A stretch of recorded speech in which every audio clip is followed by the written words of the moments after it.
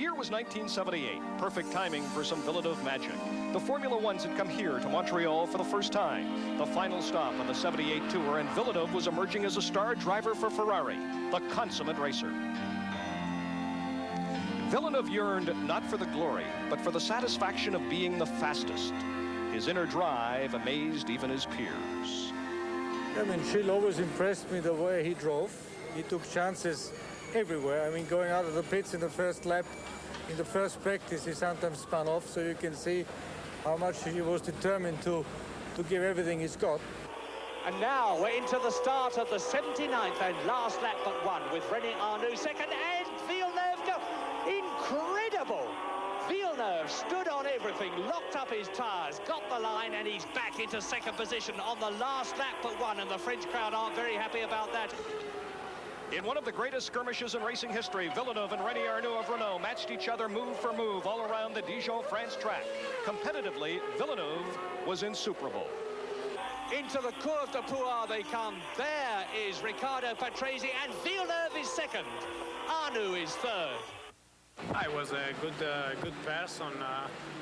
He was a fantastic driver, a show driver, I should say. In fact, every time he was racing, he was inventing something special in the track.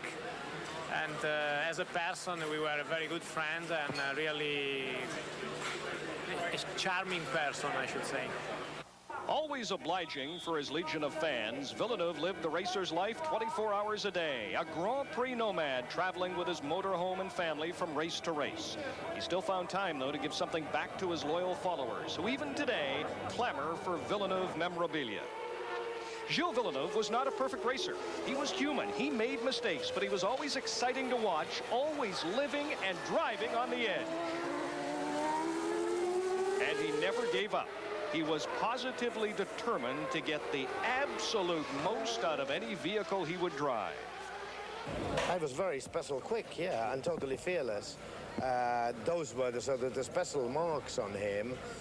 And I always believed that if his career would have taken another turn and he would have been in an English team,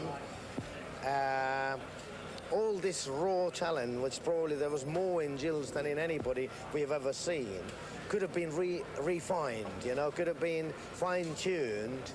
Of course, unfortunately, we never saw that, but there was so much more that could have come out of that bag of talent, basically. During 6 seasons on the Formula One circuit, Gilles Villeneuve brought his own style to racing and wore the persona of hero and legend. His quest was for speed, for testing himself and his machinery to the utmost, for leaving no challenge unanswered. Villeneuve entered 67 Grand Prix and came first to the finish line on 6 occasions. But it's not his track record that will be remembered. It was his special championship qualities. Gilles had charm, and he had an awful lot of fun in him. As a racing driver, he was enormously exciting. Sometimes he did things in racing cars that I would never believe. He tried to drive them with 3 wheels. He tried to drive them with 2 wheels. His head was in racing, and that was Gilles Villeneuve.